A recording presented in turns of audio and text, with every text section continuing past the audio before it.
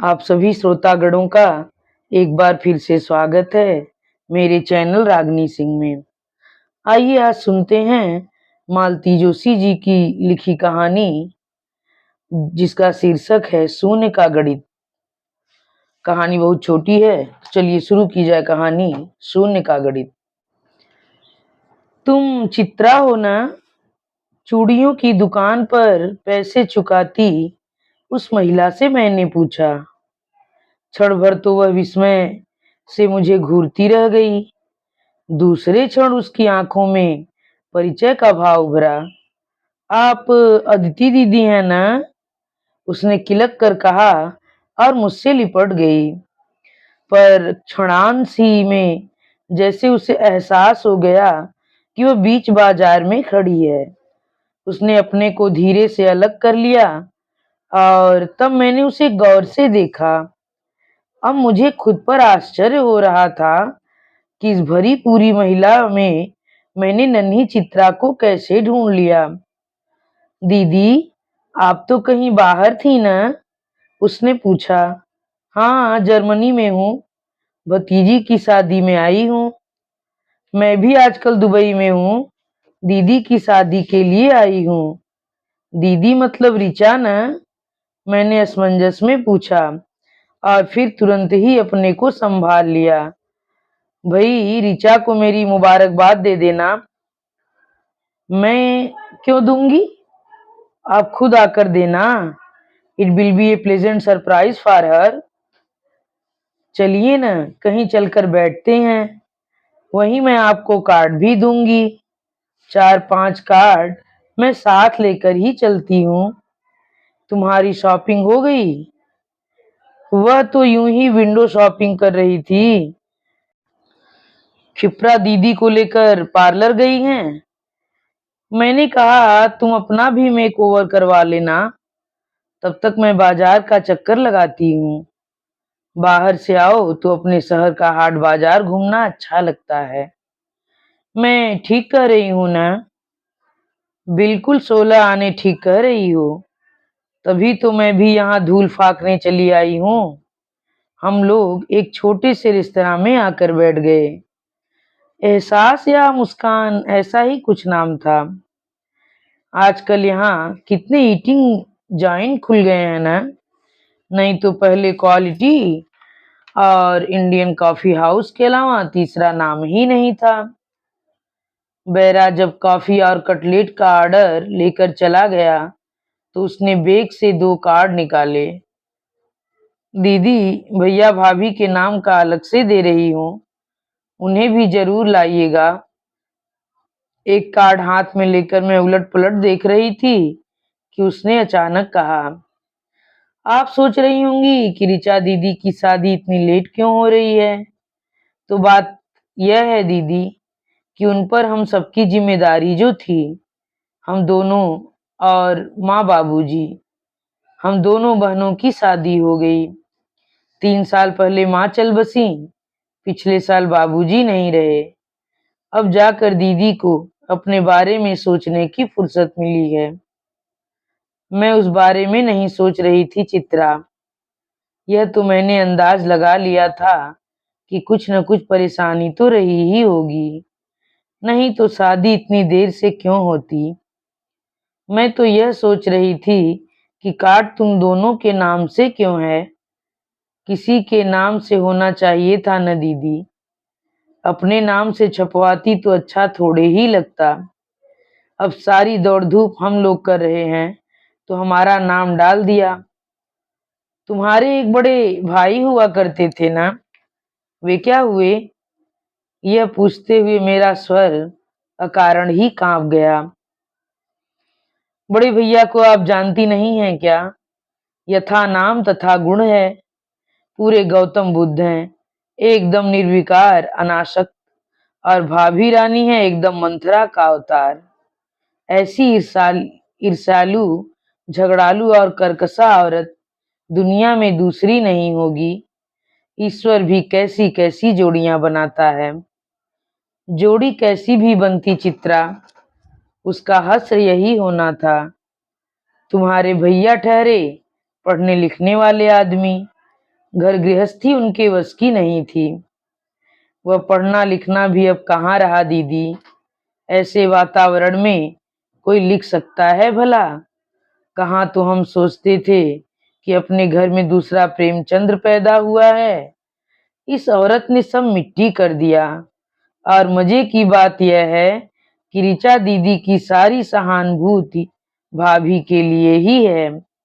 कहती हैं कोई भी लड़की ढेर सारे सपने लेकर ससुराल आती है, यहाँ आकर पता चले कि पति एकदम अवघड़ किस्म का है और घर में 3 अनब्याही नंदे, एक पढ़ने वाला देवर और बड़े बूढ़े सास ससुर भी हैं, तो कोई भी लड़की बौखला जाएगी। अब बताइए, हमने कोई बात छिपाई थी? उनके पिताजी चाचा ताऊ आकर 10 बार घर देख गए थे। तुमने अभी पढ़ने वाले देवर की बात की तो याद आया, सोहम आजकल कहाँ है? वो तो सबसे पहले मैदान छोड़कर भाग खड़े हुए। इंटर्नशिप पूरी होते ही बोले, इस नरक में मैं अब एक पल भी नहीं रह सकता। एक बार जो गए तो पलट कर नहीं देखा। लड़ाई भाभी से थी और सजा भुगती माँ ने। बेटे से मिलने की आस लिए ही इस संसार से चली गई। सोहम भैया के जाने के बाद तो वह नरक हमारे लिए घोर नरक बन गया। भाभी के मन में तो यह बात जैसे बैठ ही गई कि बाबूजी ने जरूर छोटे को कोई खजाना सौंपा होगा, नहीं तो बिना रुपए पैसे के आदमी घर से बाहर कितने दिन रह सकता है। यह तो अच्छा हुआ कि उन्हीं दिनों दीदी को कैंपस में क्वार्टर अलाट हो गया और दीदी हम सबको वहां से निकाल लाई। उसी की बदौलत माँ बाबूजी के आखिरी दिन आराम से कट गए। हम लोग भी ढंग से पढ़ लिख गई, नहीं तो क्या पता हम भी घर से भाग जाती। वह कुछ और कहने जा रही थी कि उसका मोबाइल बज उठा। हाँ, आ रही हूँ, उसने कहा और मोबाइल बैग में रखते हुए बोली। वे लोग फ्री हो गई शायद, मैं चलती हूँ। पर दीदी, आपको शादी में जरूर आना है। मैं तो अभी आपको मिलाने ले चलती, पर दीदी बेवजह कॉन्शस हो जाएंगी। बड़ी मुश्किल से उन्हें पार्लर जाने के लिए राजी किया है, तो आइएगा जरूर। उसने फिर एक बार अपना आग्रह दोहराया। चित्रा के चले जाने के बाद भी उसकी बातें देर तक मेरे कानों में गूंजती रहीं। एक हंसता खेलता परिवार कैसे बिखर गया था। समझ में नहीं आ रहा था कि मुझे खुशी हो रही थी या दुख हो रहा था। मुझे वह शाम याद आई जब मैं आखिरी बार गौतम से मिली थी। मैंने उसे बताया कि पापा आजकल जोर शोर से मेरे लिए लड़के देख रहे हैं। तो उसका वह तो इतना प्रत्याशित था कि मैं तो अचकचा गई।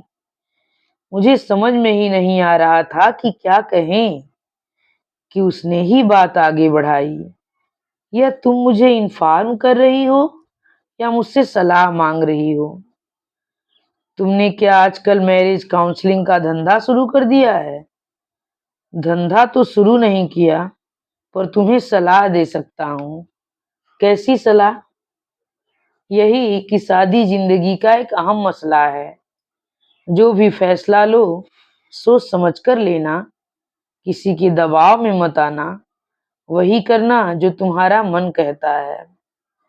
अपनी बड़ी बड़ी आंखें उसके चेहरे पर गड़ाकर मैंने कहा, मेरा मन क्या कहता है, क्या यह भी मुझे बताना पड़ेगा?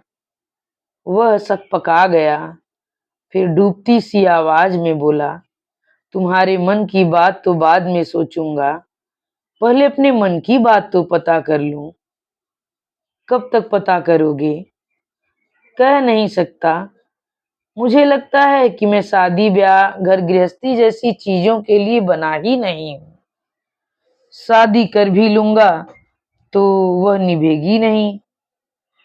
हम दोनों के बीच से जो नाजुक सा सुंदर सा रिश्ता है वह भी चूर चूर हो जाएगा। इसके बाद पापा मेरे लिए जो पहला रिश्ता लाए, मैंने वही हाँ कर दी। मेरी शादी के कोई 6-8 महीने बीते होंगे। वीजा की प्रतीक्षा में मैं कभी ससुराल, कभी पीहर को आबाद कर रही थी। उन दिनों मैं मम्मी के यहाँ थी कि गौतम की शादी का कार्ड मिला। दरअसल 2 कार्ड आए थे, मेरे नाम से अलग आया था। मम्मी ने उन लोगों की समझदारी की तारीफ भी की थी, क्योंकि अब मेरा वजूद अलग हो गया था। कार्ड खोलने के बाद मैंने भी उसकी समझदारी की दाद दी थी।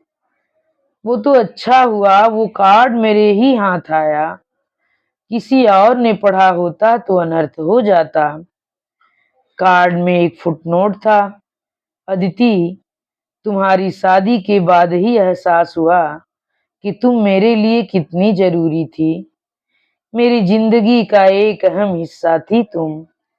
तुम्हारे जाने के बाद जीवन में एक शून्य सा भर गया है। यह शादी उसी खाली जगह को भरने की कोशिश भर है। उस समय यह सब पढ़कर इतना गुस्सा आया था कि मैंने कार्ड के टुकड़े टुकड़े करके डस्टबिन में डाल दिए थे। शादी में जाने का तो खैर सवाल ही नहीं उठता था, लेकिन इस समय वह सब याद करके गौतम पर तरस ही आ रहा था। इच्छा हो रही थी कि उससे जाकर पूछूं कि गौतम, तुमने ये क्या किया? अपने जीवन का शून्य भरने के लिए तुम एक जीती जागती हाड़ मांस की औरत ले आए। अब अगर वह 24 घंटे घर में महाभारत मचा रही है तो क्या गलत करती है? अपना फ्रस्ट्रेशन वह कहीं तो उतारेगी। गौतम, बचपन में क्या कभी तुमने रिक्त स्थान भरने के प्रश्न हल नहीं किए? इतना तो तुम्हें पता होगा कि खाली जगह में कोई भी शब्द ठूसने से काम नहीं चलता। वहां तो बस सार्थक या कम से कम समानार्थक शब्द भरने से ही बात बनती है, और एक शून्य को दूसरे से भरने की कल्पना तो एकदम ही हास्यास्पद है। और इन्हीं अंतिम शब्दों के साथ यह कहानी यहीं पर समाप्त होती है। आप सभी श्रोतागणों से मेरा विनम्र अनुरोध है कि आप लोगों को अगर कहानी पसंद आई हो तो कृपया मेरे चैनल को सब्सक्राइब, वीडियो को लाइक और कमेंट करके बताना मत भूलिएगा कि कहानी आप लोगों को कैसी लगी। धन्यवाद।